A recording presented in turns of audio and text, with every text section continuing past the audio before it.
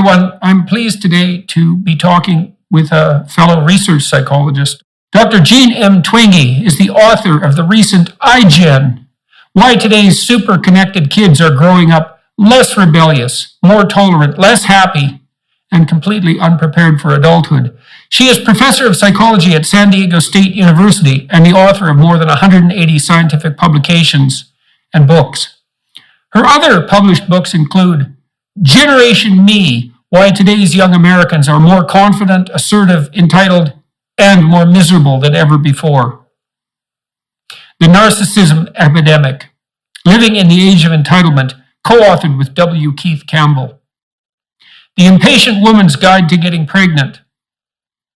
Personality Psychology, Understanding Yourself and Others, co-authored with W. Keith Campbell. And Social Psychology, co-authored with David G. Myers. Dr. Twenge frequently gives talks and seminars on teaching and working with today's young generation based on a data set of 11 million young people. Her audiences have included college faculty and staff, high school teachers, military personnel, camp directors, and corporate executives. Her research has been covered by Time, Newsweek, the New York Times, USA Today, U.S. News and World Report, and the Washington Post. And she has been featured on Today, Good Morning America, CBS This Morning, Fox and Friends, NBC Nightly News, Dateline NBC, and National Public Radio. Dr. Twenge holds a BA and MA from the University of Chicago and a PhD from the University of Michigan. She lives in San Diego with her husband and 3 daughters. I'm very much looking forward to talking to Dr. Twenge today, particularly about narcissism and online behavior among young people. You introduce the book, Who is iGen and How Do We Know? And then talk about Chapter 1, In No Hurry, Growing Up Slowly. That's the prolongation of childhood. And so tell us about that and also about what you make of it.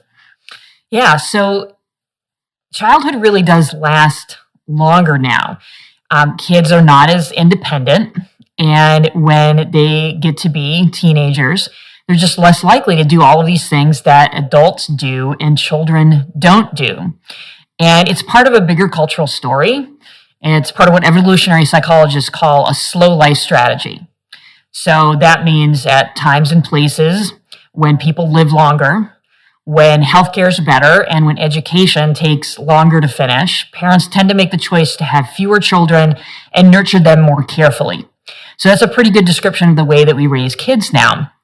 So you get that kids don't walk to school by themselves as much. And then when they're teens, they are more reluctant to get their driver's license or to go out or to date or have a paid job. And then by young adulthood, it takes longer for people to settle into a career and get married and have children. And then even older adults affects them too, that 50 is the new 40 and people are healthy for longer. So the entire trajectory of life has really slowed down.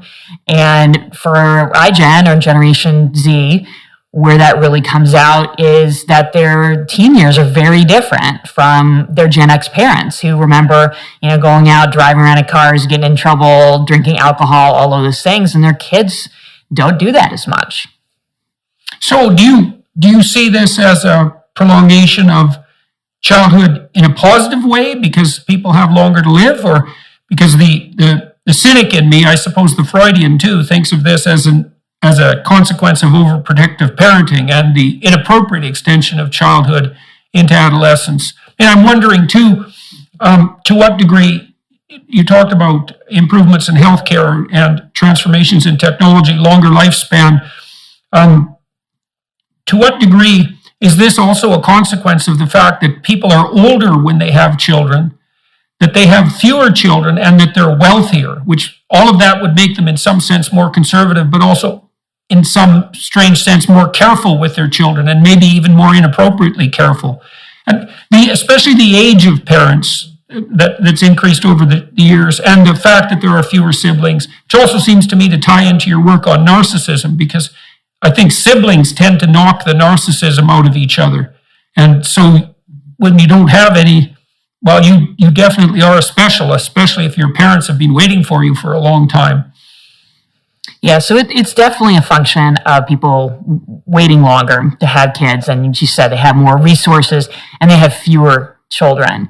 Because when you think about this strategy, that's when it happens. It happens when there's more security and when everything tends to slow down. And when there's fewer kids, just from an evolutionary perspective, then parents are going to protect them more. It's also, you just can't keep track of them all when there's a lot of them. So my mother comes from a family like that. There were 8 children in her family and a dairy farm in Minnesota. And they couldn't possibly, have run their dairy farm and kept track of every single one of the kids. So they learned how to be independent very early on. But, that was in the 1940s and 50s. And that was the standard at the time. Even families with fewer kids, it was normal for the children to go and play, and it was be home at dinner or come home when the streetlights come on if you grew up in a more urban setting.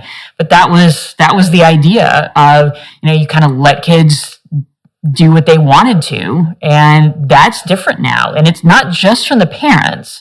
So I think sometimes if you just look at the parents are overprotective, you miss some of the bigger cultural story that, this has been codified into law in a lot of places. In the state of Illinois, you're not allowed to leave a child alone until they're 14 years old, which to a Gen Xer is ridiculous. Right. So do you see this? How do you evaluate this as a psychologist? Do you just see this as a part of the normal variation in parenting behavior as a consequence of technological transformation, or do you see something that's permanently affecting people's capability of maturing? I think it's some of both.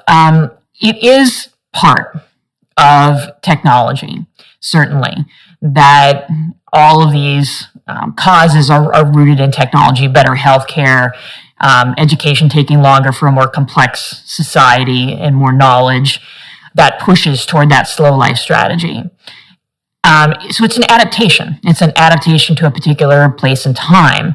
So there's trade-offs. Neither a slow life strategy or a fast life strategy is all good or all bad. There are some clear advantages. The kids are not growing up as fast. Most parents are thrilled that not as many teens are having sex or drinking alcohol. But there is the downside. The downside is that we have a generation growing to adulthood who doesn't have as much experience with independence. And it's difficult often for them to make decisions on their own. So when I travel around to universities, this is what I hear very consistently. I have more and more students who can't make even simple decisions without texting their parents. And to take the perspective of this young generation too, which I think is important, it makes sense. It's, this is not necessarily how they asked to be raised. This is the culture that they grew up in.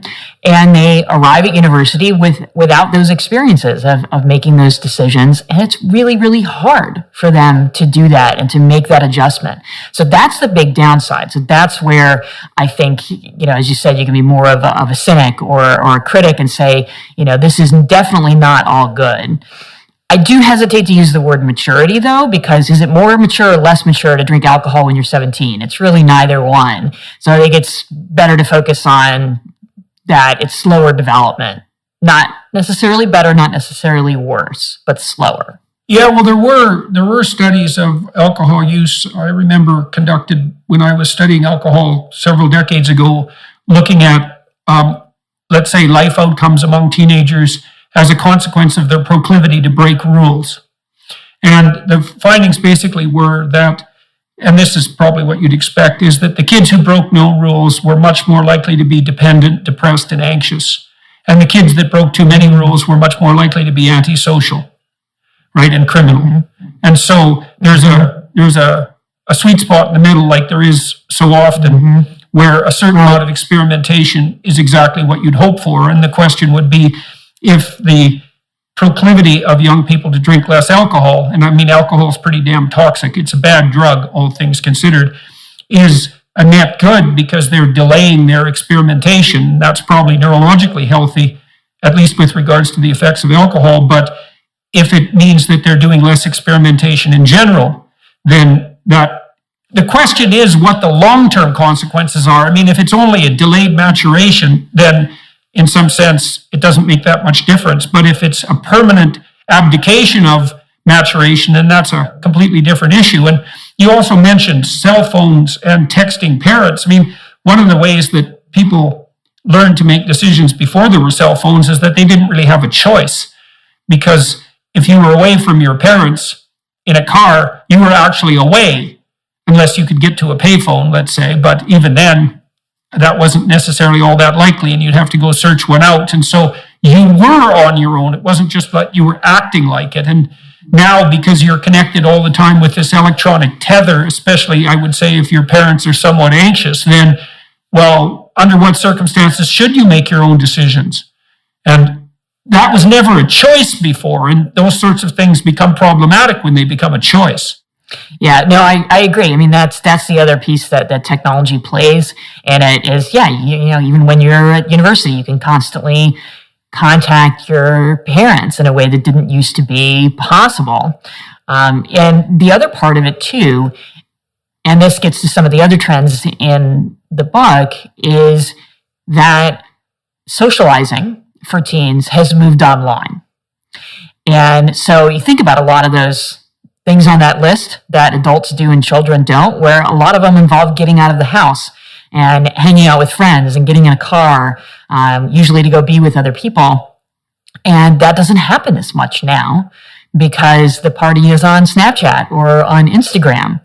So that's the other way that technology is playing a role, is there's so much more interaction online and less face-to-face. Yeah, and so what do you think that, let me run some hypotheses about online behavior by you, and you tell me what you think. I've read tens of thousands of comments on YouTube and on Twitter and so forth, and tried to, many of which I find almost unbearably infuriating, which is a very interesting reaction. I don't think it's unique to me. And the reaction I have often is something like, when an anonymous troll posts something particularly caustic, I think, if you dared say anything like that to me, to my face, even once, there would be so much trouble surrounding you immediately that you can hardly imagine it. But online, there is this social distancing phenomenon that's well known to social psychologists and personality psychologists, that even if you're in your car and thereby sheltered, let's say, from immediate interpersonal feedback, you're much more likely to act in a self-centered and self-aggrandizing manner because you miss that immediate feedback. And there's absolutely no consequence whatsoever to behaving in a narcissistic and self-centered manner online, as far as I can tell.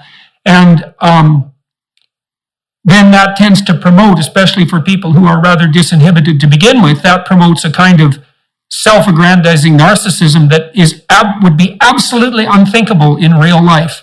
And then you wonder, well, if that's happening all the time online, how much of that becomes a habitual mode of thought? And what do you think of that? Well, it's classic social psychology, right? That when people are anonymous, they're much more likely to be aggressive, physically, verbally. And so absolutely, that's one of the primary issues or challenges with online interaction, is we're not face-to-face. We can't see the look on the other person's face when we say something caustic or, highly critical or insulting. So, because we did, if you have any modicum of social skills, you wouldn't do that. So it's not a real time back and forth, and you're not seeing those facial expressions, and so all of that is lost, and so it becomes contentious much more quickly. It becomes negative much more quickly, aggressive. All of that goes on. It's just kind of the way that the interaction goes. And is that narcissism per se? I'm not sure I would label it that way exactly. It's more that it's anonymous, and thus it frees people to just go with their base impulses, especially around aggression. Well, and especially you'd think it would free people who are prone to have those proclivities to do that as well. And I also think that that's more true of people who harbor a fair bit of resentment and who are relatively cowardly.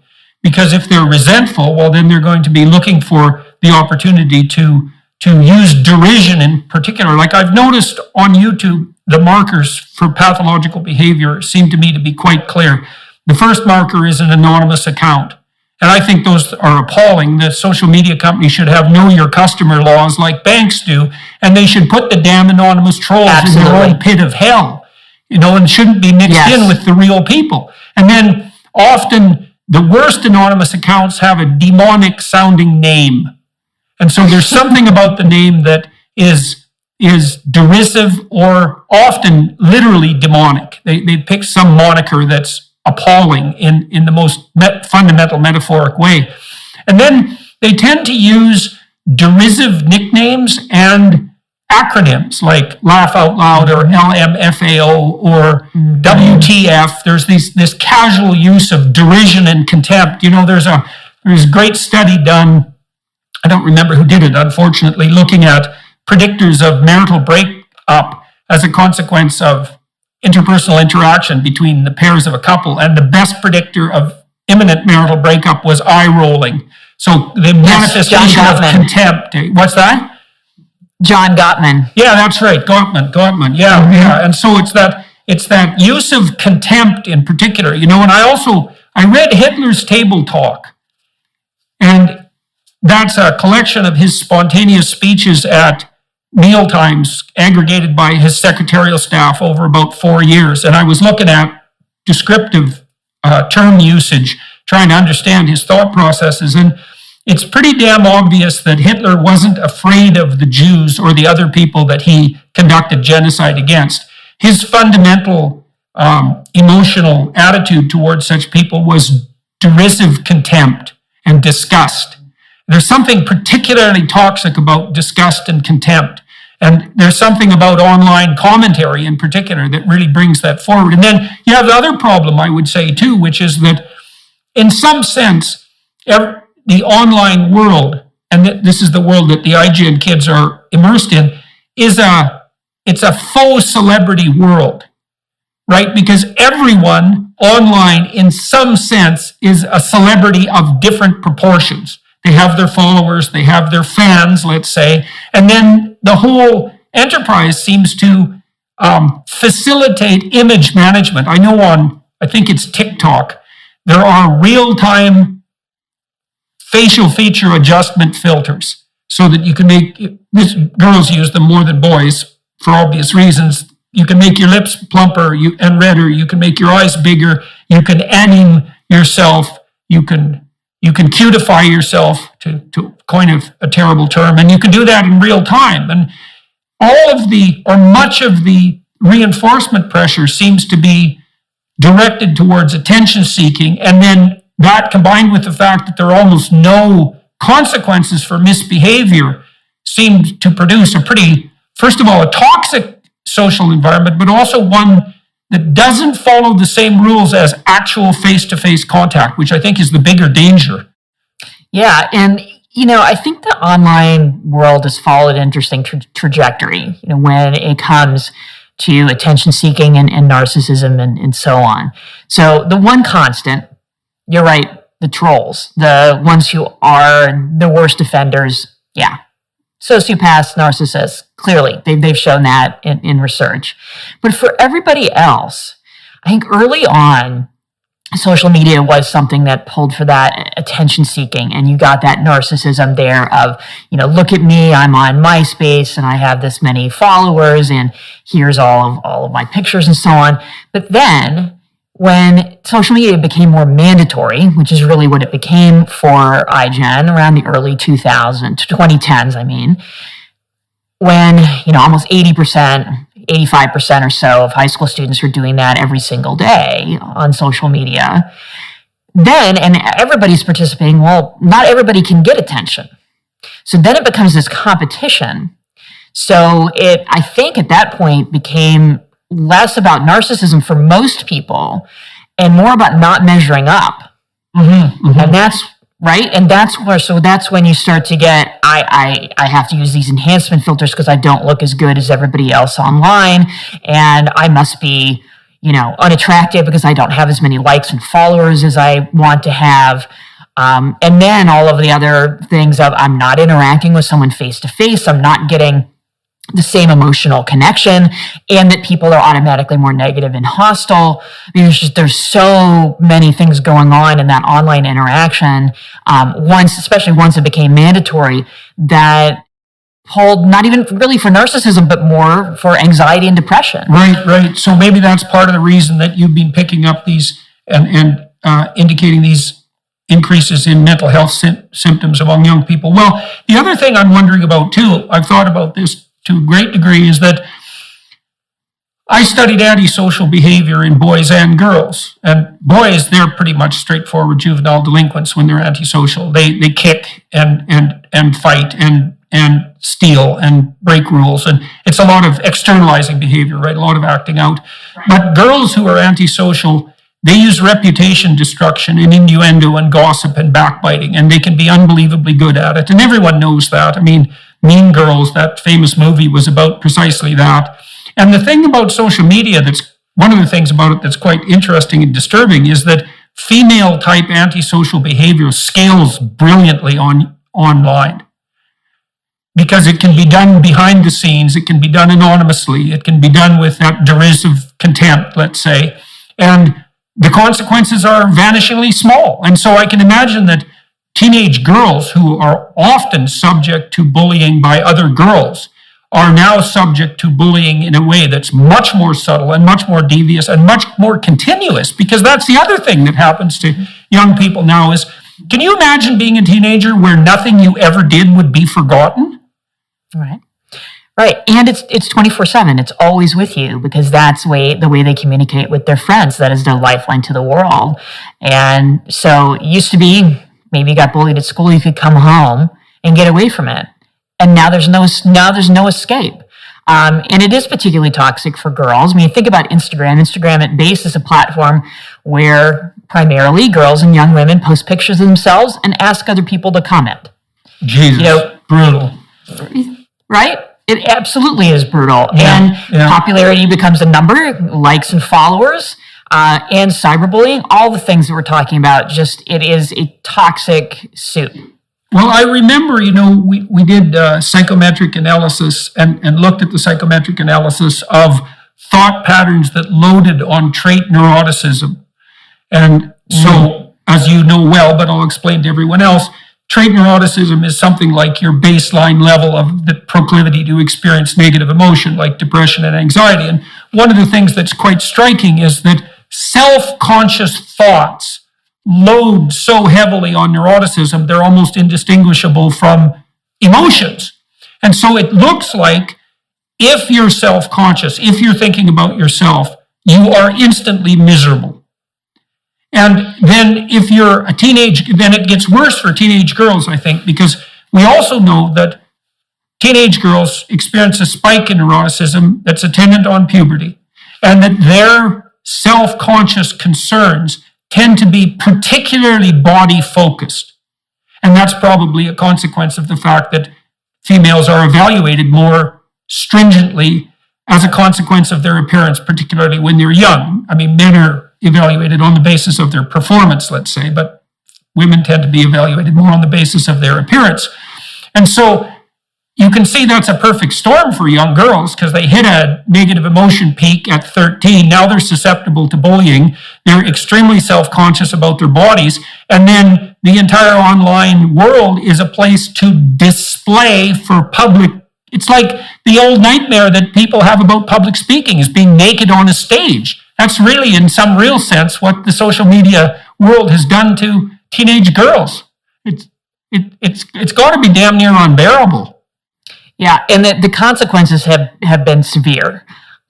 So teen depression has doubled, and that was true even before the pandemic. The rise started about 2011 or 2012, right as social media moved from optional to mandatory, and right when smartphones were owned by the majority of people. Loneliness went up, anxiety went up, and it's not just symptoms. Self-harm behavior, so the CDC keeps track of this, emergency room visits for self-harm. So that's an objectively measured behavior, not something subject to any kind of self-report bias. And self-harm among 10 to 14-year-old girls has quadrupled in the last 12 years. Yeah. Well, that's a logical extension of feelings of inadequacy and depression and anxiety, not a non-specific marker. Now, you mentioned earlier also and I thought this was very interesting. A couple of things I wanted to touch on. The first was that you indicated that there was some research on anonymous trolls and their personality characteristics. And then you also said that the self-aggrandizing element of the web presence was spearheaded in some sense by the narcissists, but then once it became mandatory, it was more of a catch-up game for people who were experiencing fairly high levels of neuroticism, something like that. So let's start with the research, because I'm very interested in the trolls, because I think one of the things the trolls are doing online by the use of derision and contempt in the manner that they do spew it forward, especially on platforms like Twitter, you see it also on YouTube and other platforms, is that they raise the ambient social temperature to a great degree.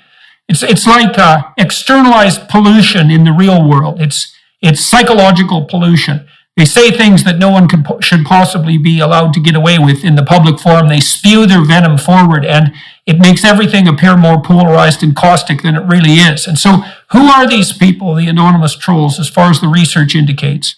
Well, I mean, the narcissism does have a good amount to do with it. So back when Facebook was the prominent platform for young adults, there were a number of studies on this showing that people who are high in narcissistic personality traits have more friends on Facebook, and they comment there more and they participate more.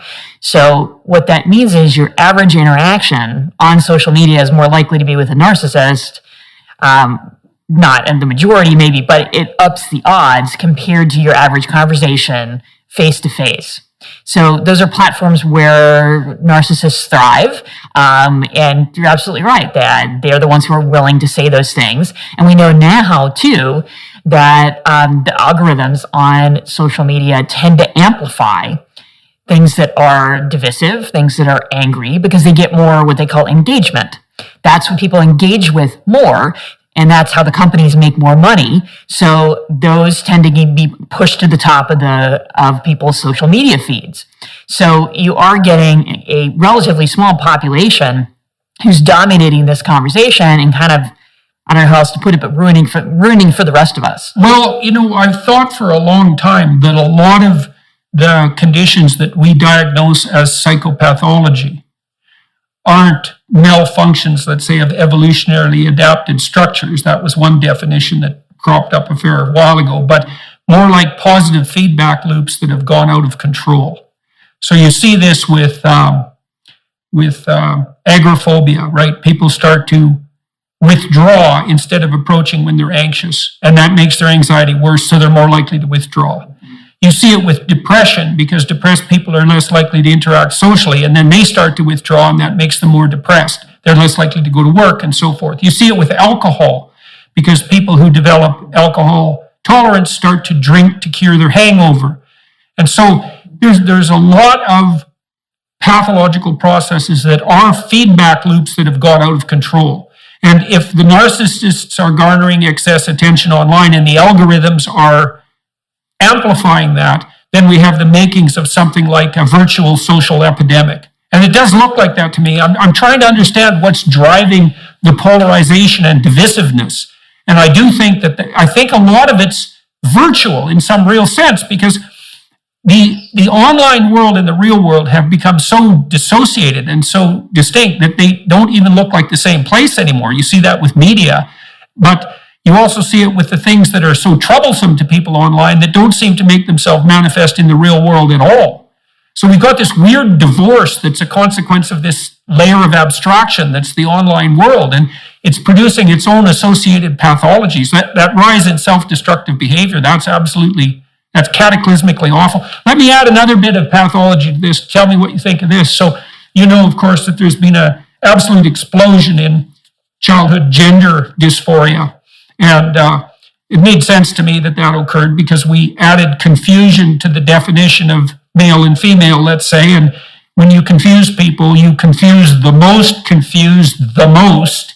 And that often tends to be young girls around 13. And they're the ones that are prone to psychogenic epidemics. And they're the ones that are experiencing much higher rates than normal of so-called gender dysphoria. Now, I'm curious about your thoughts on that in relationship to attention seeking, because if we took that group of the more neurotic catch-up players on social media. They need a marker of uniqueness or status in order to attract attention to themselves. And it seems to me that this emphasis on multidimensional sexual identity provides an easy avenue to the kind of uniqueness that might scale well on social media. Does any of that make any sense to you? Is that a reasonable hypothesis? Well, it's really hard because these trends are so new and we don't yet have, really solid statistics. It's actually something that I worked on for my new book, so I'll be able to talk about that a little bit more next year, because I think that has to be the first step, is we have to say, is this actually increasing? Because it certainly seems that way, but we need that data to figure that out. And then the why question is an even harder one to answer, because some, of course, have made the argument that, well, there's more acceptance now, and so that's why, there are more people who are coming out as transgender. But there is the whole question, which I think is we have to explore it at least, about what is the role of the online communities in this, because there are some folks who have said it's a positive thing. That the thing about online communities is, if you're in a relatively unique group, you can find other people like you, and that can be beneficial. But there are some who argue that may not be as beneficial. And it's just so early, I think we just don't really know. It's probably beneficial if the group that you're pursuing is pursuing beneficial aims that are part of your character. Like if you have a particular creative proclivity or a particular interest in a set of ideas, and you can find a group that will support you in that, that's not much different than what happens to kids who are smart when they go off to university, if universities are working properly. But if you're anorexic and you find a community that's devoted to ensuring that you do think that you're fat and helping you figure out ways to restrict your food and normalizing that, then obviously that's not helpful at all, quite the contrary. And so, it is a peculiar fact that statistically unlikely proclivities can be normalized very rapidly online as a consequence of the generation of a community, because, as you know, we tend to regard ourselves in relationship to the peer group, the immediate peer group that we formulate around us. And so if you're 1 in 10,000 in your peculiarity, but you have 20 people around you who are the same, it's going to feel pretty damn normal pretty quick. And if you're truly exceptional, that's a good thing. But a lot of what constitutes truly exceptional is manifested on the pathological side, and we don't know the consequence of community building on that front yet. I think that's correct. That in general, what the internet allows people to do is to create those communities based on some of these unique identities, and that can be used for good. So a gay kid in a small town who doesn't know anybody else like them can find a community. But then on the other hand, someone who wants to be anorexic and encourage other young girls and young women to be anorexic, they can also find each other.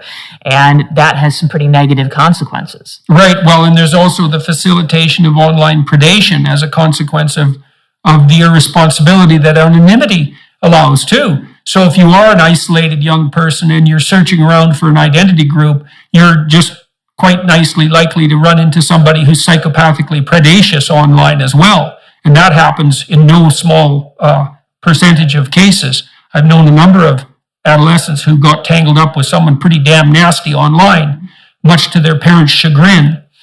And that's especially true on the sexual exploitation front.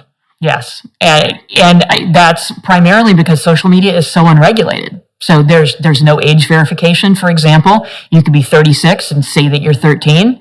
You can be 9 and say that you're 16 or 13 to be able to get an account. You're supposed to be 13 to get a social media account, but it's not enforced. So there's very young children who are on it. And then adults and children can communicate with each other, and that has led, unfortunately, to a lot of sexual predation and other really unfortunate situations. Yeah, well, we could think about this from an evolutionary biology perspective, I think, for a moment or two. That might be interesting. So I know that the rates of psychopathy appear to vary between about 1 and 5% cross-culturally. And so I talked to David Buss about various theories about that. that percentage. And so the first observation is it's actually not very effective to be a power mad psychopath, right? So 95 to 97% of people aren't. And the reason for that is it's really not a very effective strategy. You even have to run away from yourself eventually if you're a psychopath. And they tend to have itinerant lifestyles because people cotton on to their narcissistic Machiavellianism sooner or later and then can identify them. Now, it might be more useful, biologically speaking, to be a predatory psychopath than to be someone who's so depressed and isolated that they never go out of the house. So you could think about it as a strategy of a reproductive strategy that doesn't always culminate in failure. And that's especially true because young women are less likely to be able to distinguish psychopathic predators from confident and competent males. So you open up a window for psychopathy, and then the window's opened up too because most people are cooperative and productive and generous, at least in the main. But what that means is that a small percentage of people can capitalize on that by mimicking it. And the psychopaths mimic that by being confident and assertive and appearing competent, even though they're predators and parasitic in their fundamental orientation. Now, those people, that 1 to 5%, present an unbelievable constant danger to the integrity of societies, right? If it doesn't take that many people to destabilize a complex society, and certainly 3% is more than enough. And normally, the psychopaths are kept under some regulatory control because they get identified and isolated and punished. But I don't think that happens online. And so I don't know to what degree look, psychopaths don't learn from punishment very well at all, and they don't learn from threat very well at all. But online, all of that's been removed. There's nothing but a field of opportunity for predatory psychopaths. And so I wonder to what degree virtualizing communication and opening up this hypothetically democratic front has actually magnified the degree to which our societies are susceptible to disruption by Machiavellian psychopaths. That is absolutely possible because, there's the trolls and all of those folks who, get into those situations. They too often absolutely get away with that. I think some people might argue that, they might get lots of negative comments and, sometimes they do get punished or canceled, but it's not usually the way it goes because, they have a lot of tricks. They can be charming, they can fake their way through it, and they do often get away with a lot, just partially because things are so unregulated. It's the wild, wild west. Well, they can also generate multiple identities. So even if one of their identities gets punished, well, first of all, they're not likely to be very affected by negative feedback to begin with, especially not of the psychological sort, because the typical psychopath doesn't give a damn what you think. Like they might react with some degree of surprise if you actually hit them, but if you just said something that might disturb a person with normal conscience, let's say, the psychopath is going to brush that off. And so, true. Yeah. So, okay, so let's go through a little bit more about iGen. You talked about insecure, the new mental health crisis, and also irreligious, losing my religion and spirituality. So let's talk about insecurity to begin with. And so we discussed that a little bit. Are there other elements that are making, so kids can't, everything they do is remembered, everything they do is monitored, they're tethered to their parents 100% of the time, they're glued to a screen, they're not engaging in face-to-face social contact the way they were, they don't have their independence.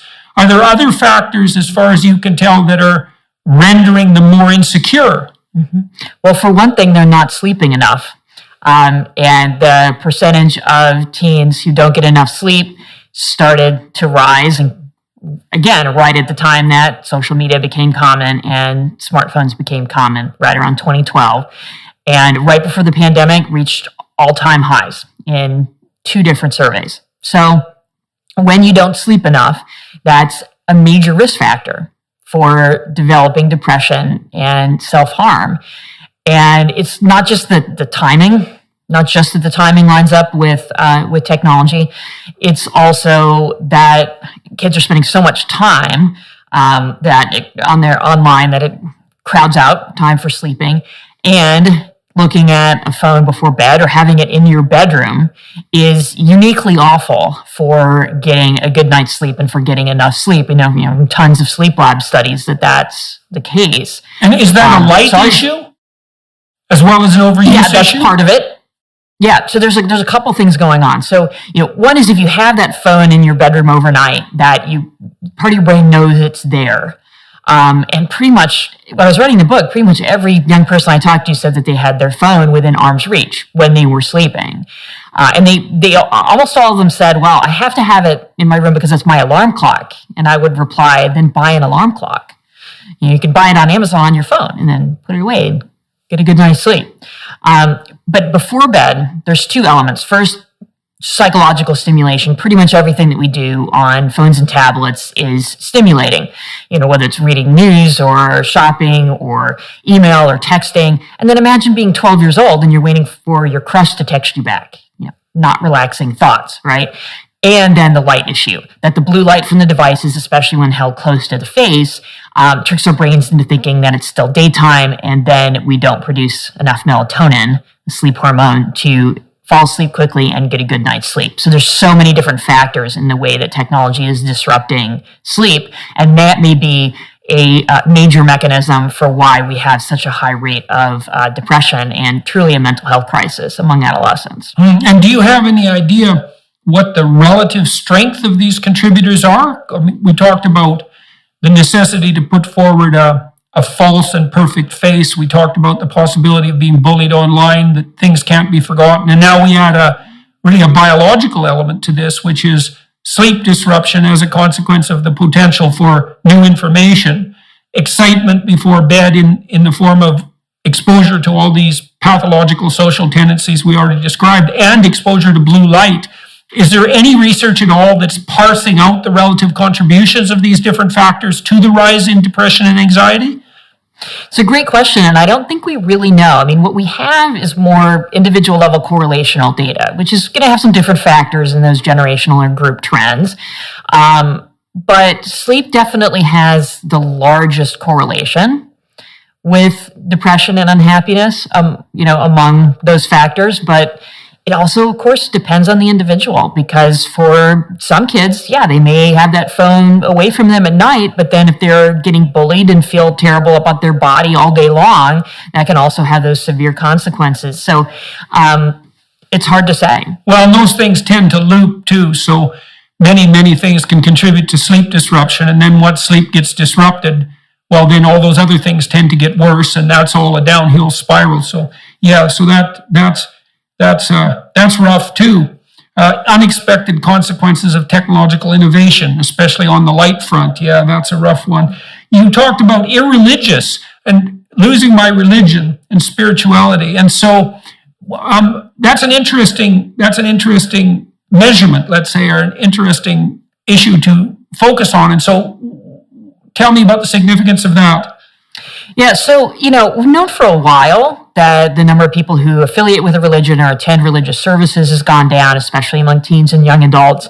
But there were kind of these theories for a while, like, okay, well, young people are not as interested in institutions and joining a group, so that's why that's gone down. But privately, they still pray and believe in God. Well, as of about 15 years ago, that also started to go down. So that theory had to be discarded because even private religious beliefs started to decline. Then you got the theory of, oh, well, they're not religious, but they're more spiritual. The data doesn't back that one up either from the surveys. That number of people say that they're a spiritual person has stayed fairly constant, even while the number of people saying they're religious has gone way down.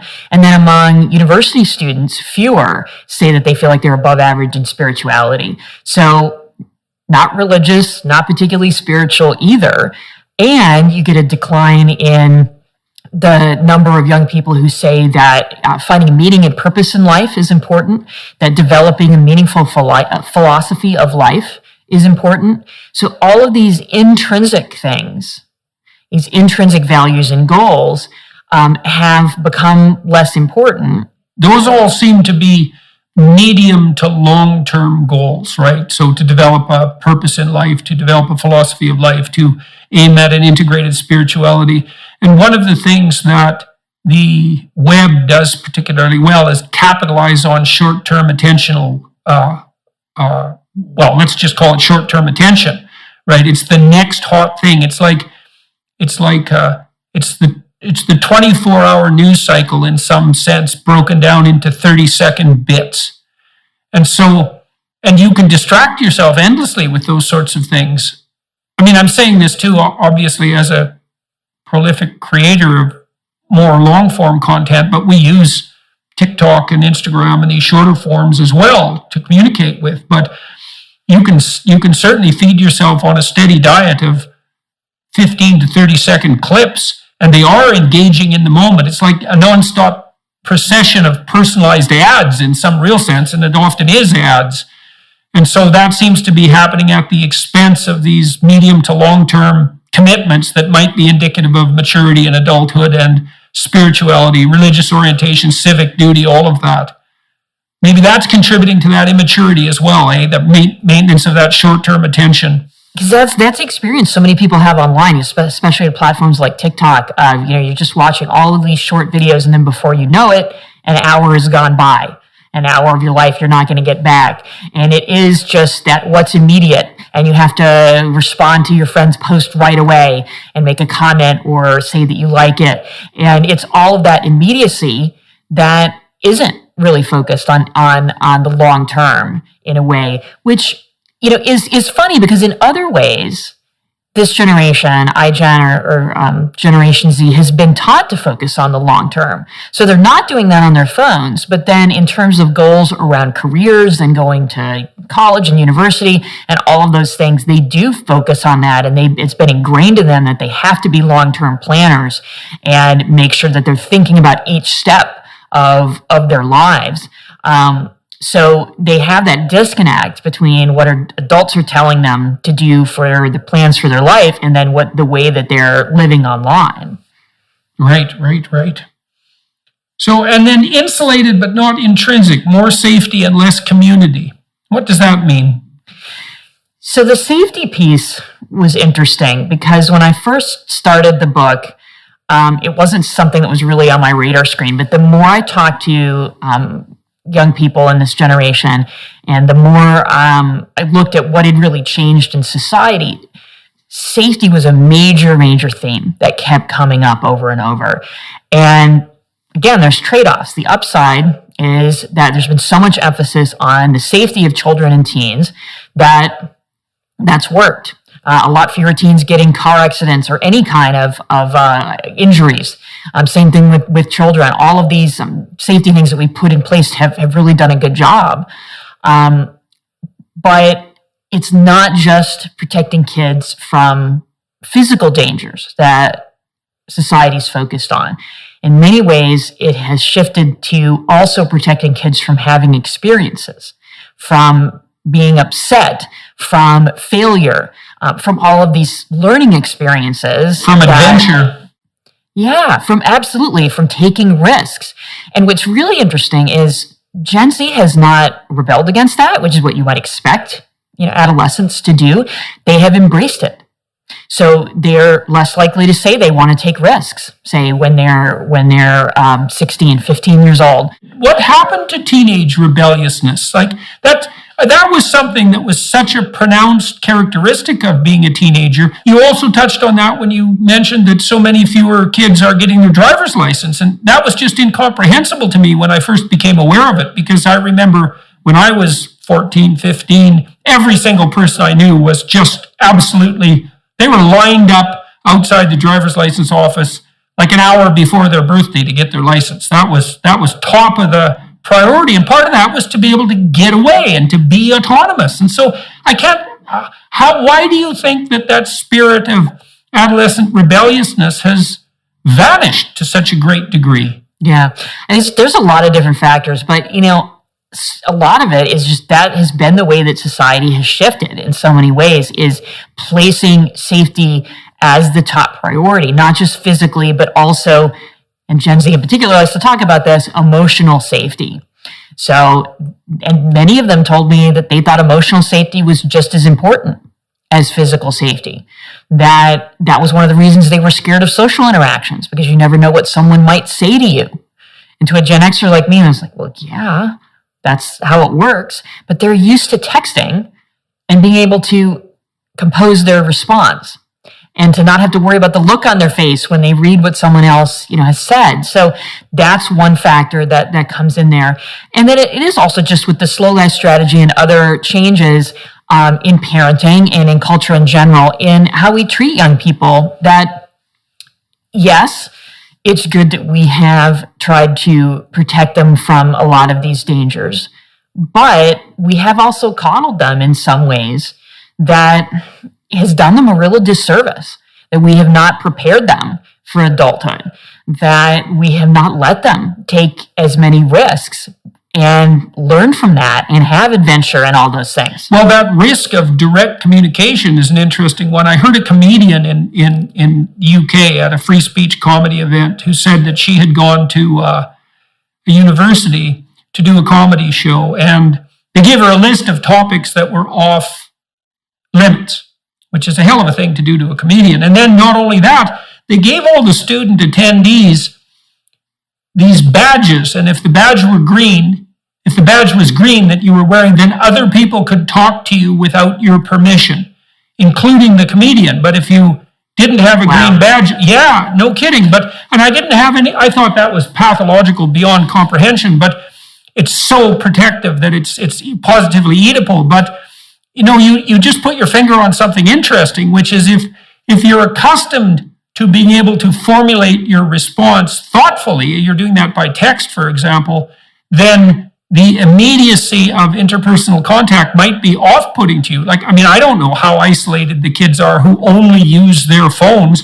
I'm sure. Do we know, for example, if this is more true of introverted kids?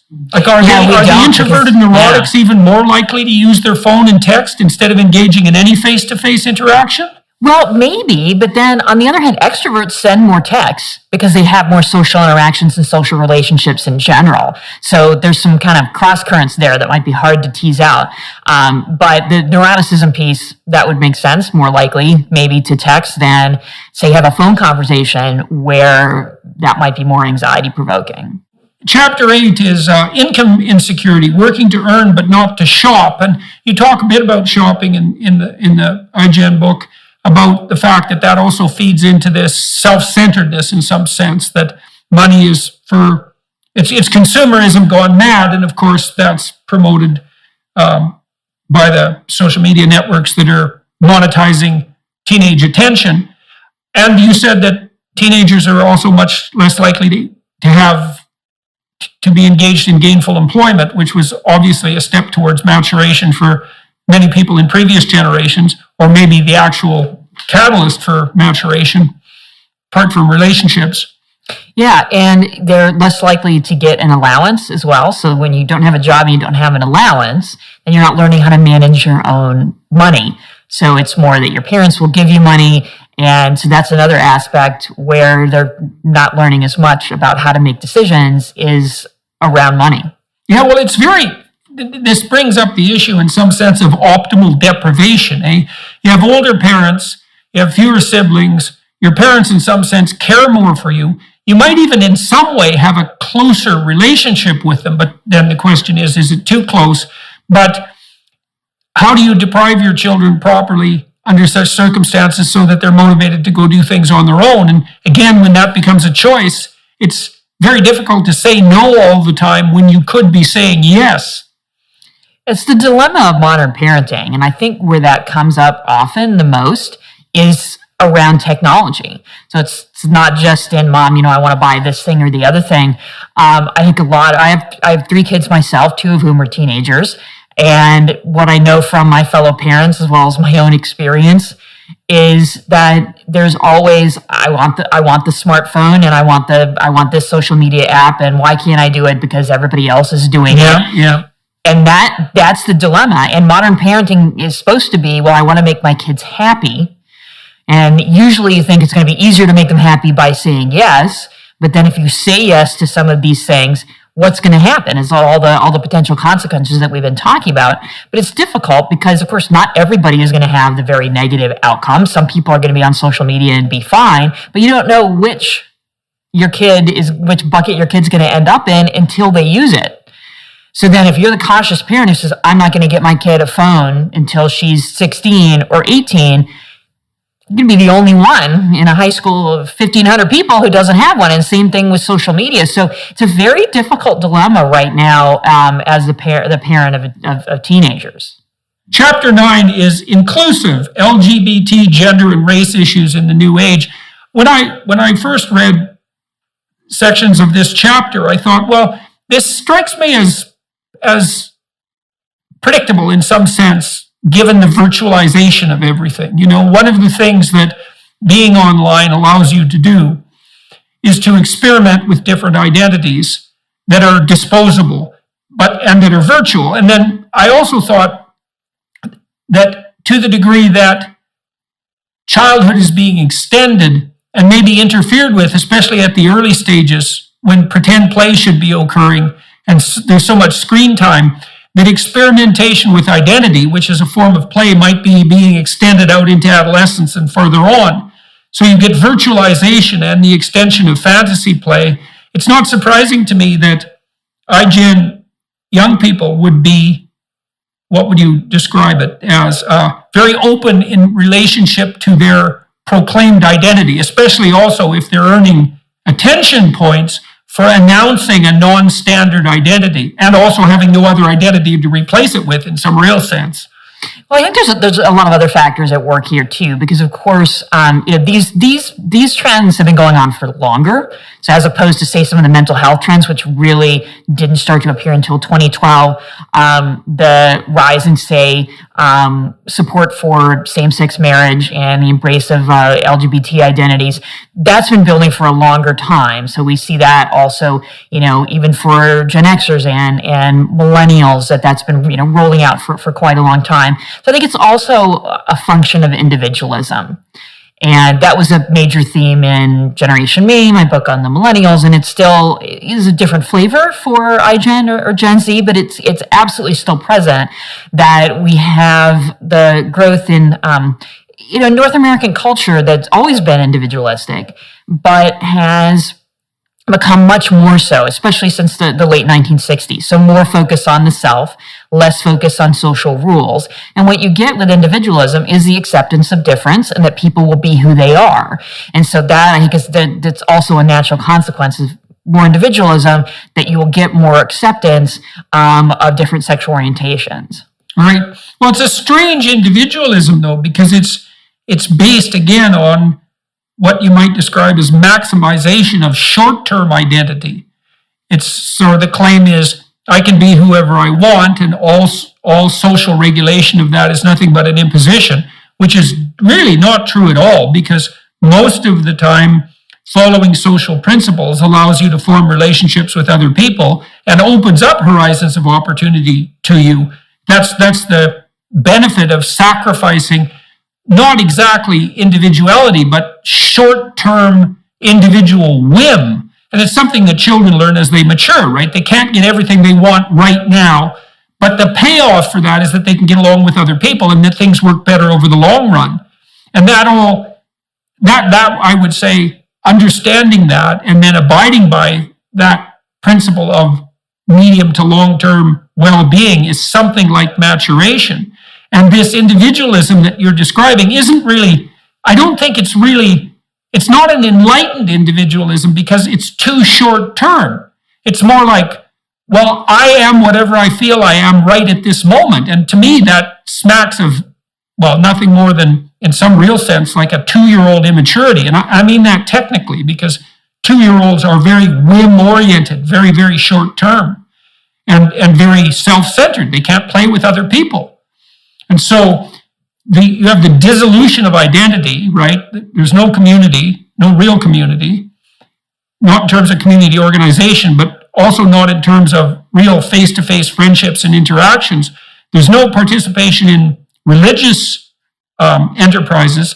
There's no real reading about political or philosophical matters. There's a decline in spirituality. So there's a real collapse of sophisticated identity. And all of this, well, the sexualization of identity seems to me to be, in some sense, what would you say, a replacement for that, or a reaction to that. Does that seem on point to you, or am I missing something there? Well, I think you're correct in that some of those elements of individualism are much more short term and not as deeply seated, in terms of religion and meaning, and more focus on some of the short term. But I think lesbian and gay and bisexual identity is not really an example of that, because that seems to be more deeply seated and constant for most people. That does seem to be a much more long-term identity. So that, I think, is not as much on the part of individualism having to do with that, the self-focus. It's more around accepting difference and accepting people for who they are, and taking some of the more traditional social rules and saying, these don't really recognize people as individuals and for who they are. And that might be different. It might not be in the majority, but that's who they are as people. Well, you talked in your book, in Generation Me, you talked about the self-esteem movement. And self-esteem has always been a particular bugbear of mine, I would say, especially since I discovered that psychometrically it was basically composed of low neuroticism with a bit of extroversion thrown in. And so self-esteem is a proxy for neuroticism in many, many ways. It isn't obvious to me at all that you treat neuroticism by treating people to be more self-centered. One of the things I used to do with my clients who were socially anxious, say, when they'd go into a social situation, they'd start obsessing about how they were appearing to other people. They'd fall into that trap, and then they'd stop making eye contact, and then they would get awkward, and then they would engage in non sequiturs, and the whole conversation would grind to a halt. And I asked them instead to concentrate as hard as they could on putting the other person at ease.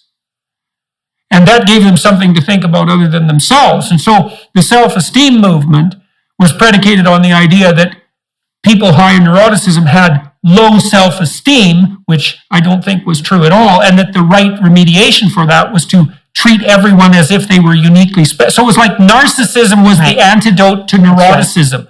And that's right. It's so appalling. It doesn't work. No. In fact, it makes it much worse. And so exactly.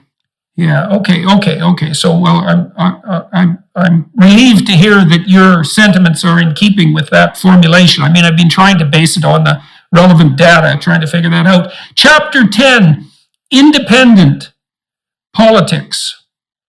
So, what about? Well, you said that the iGen people, they're not watching the news. The news is dead, right? I mean, legacy media news is dead. I don't think anybody watches it. I think old people have the TV on, and that's where the ratings come from. So that's just gone. That centralizing ability that the nightly news had to broadcast a similar message in some sense to everyone and bolster identity, that's disappeared too. Everybody's in their own news, I wouldn't say bubble exactly, but it's fragmented so much that there's no unity of apprehension. What's happening on the political front with the iGen types? Yeah, so there's a couple of things going on. So one is that a lot more young people now say they don't want to belong to a political party at all, that they are politically independent. And that's been going on for a while. The other big piece is just huge political polarization, partially for the reasons that you mentioned, that everything is so atomized that you can get your news from a particular source, and perhaps because of the caustic nature of a lot of online interaction, it becomes contentious very, very quickly. So we have a political atmosphere that's just very, very aggressive and very, very polarized. And I mean, it's gotten to the point here in the U.S. where people don't even agree on their own facts, that the two parties have different sets of facts. And young people reflect that larger cultural change. I think they may want to change it, but they also show more who say they're very liberal or very conservative or very much on the left or very much on the right, and fewer in the middle.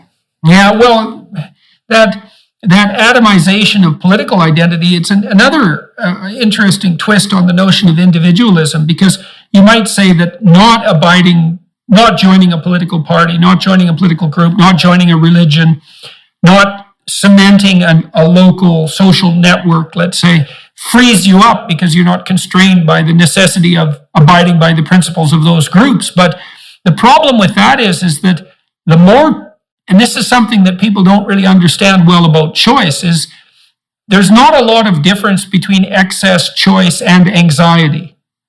They're very much the same thing, right? If you have too many pathways open in front of you, and I can't help but think that this is contributing to the epidemic of depression.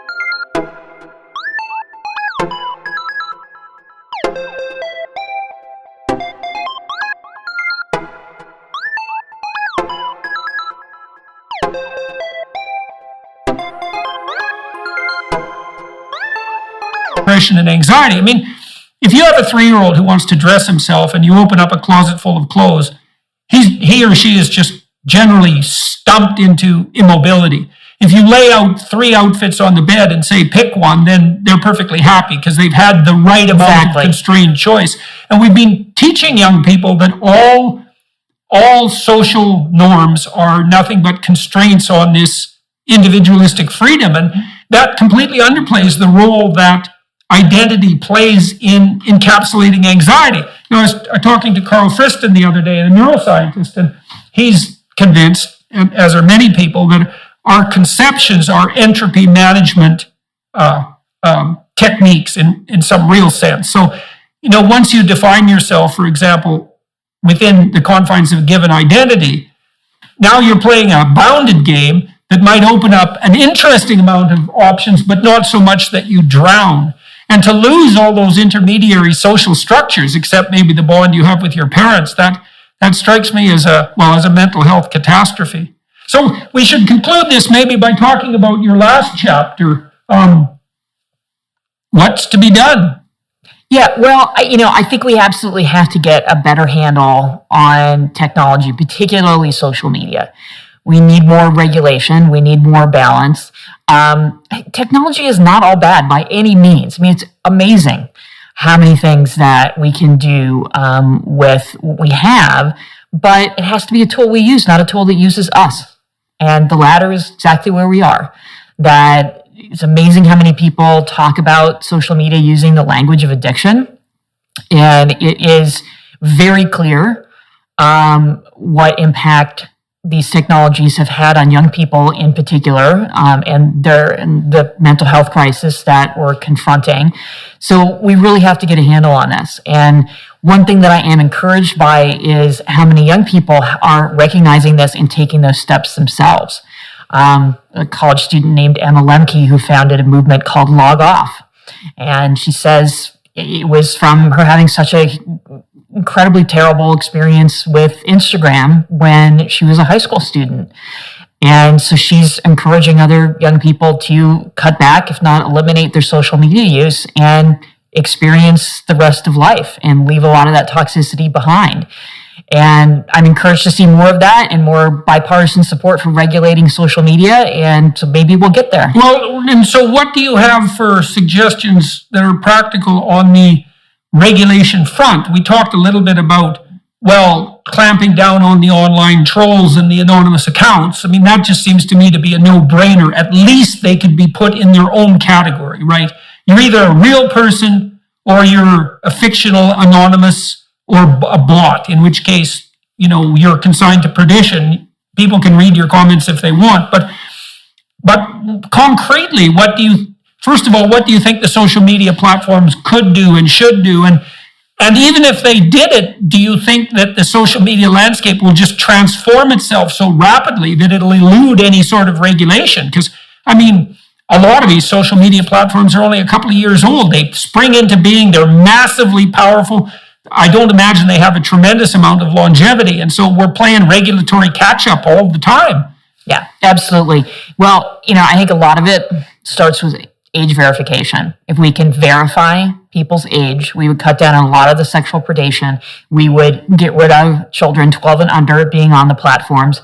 The platforms could have more regulation and be safer for, say, 13 to 17-year-olds in terms of hiding the likes and comments on other people's posts. Facebook actually tried that at one point. They called it Project Daisy, and they decided not to implement it because it cut down on revenue, even though they showed it cut down on social comparison, particularly for teens. So there's a long list of regulations that could be put in place that would have only a small impact on the social media companies. That decrease in revenue with Project Daisy was 1%. Oh, well, it's good of them not to have implemented it then, because, 1% is pretty catastrophic. So there's so many things that they could do to keep kids and teens safer, but it depends on not being anonymous, not being able to open multiple accounts, and verifying age. Right. And who do you know apart from you, who do you know that's working on such ideas? I know that Jonathan Haidt has made many suggestions on the internet pathology front. It doesn't appear to me that the big social media companies are really paying attention to the psychological research in any real sense. I mean, maybe that's unfair, but I don't think so. The comment sections could have been cleaned up long ago by anybody with any sense, as far as I can tell.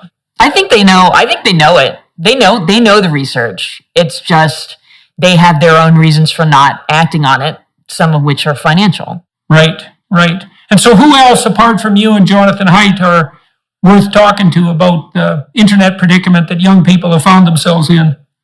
There's a lot of great research on this topic. There's Australian researchers done a lot of stuff on Instagram and body image. I may get her first name right, Marika Tigeman. She's done a lot of great stuff on that.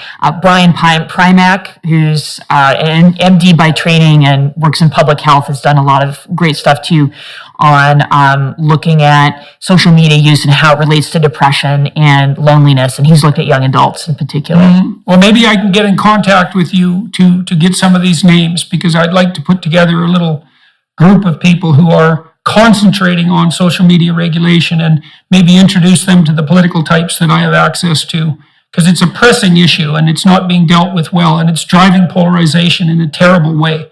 And so, all right, well, we should wrap up this part of our conversation. We spoke today almost primarily about your new book, iGen, an analysis of the first generation, the behavior of the first generation who've been exposed, I would say, over the entire course of their life to these radically new technologies that we so thoughtfully refer to as phones, when they're much more, God only knows what they are, but they're certainly not phones. And I appreciate you very much sharing your insight with us today. And I'd like to thank everybody who's watching and listening on YouTube, and to remind you that I do an extra half an hour with my guests on the Daily Wire Plus platform, where I walk through their lives in a more biographical sense, trying to assess, well, the ups and downs of their career, but also to try to focus in on what's made them particularly, let's say, successful and impactful, and what prices they paid for that, and what benefits have accrued. So for those of you who are interested, head over to the Daily Wire Plus platform, and you can hear Dr. Twenge for another half an hour talking with me. Hello, everyone. I would encourage you to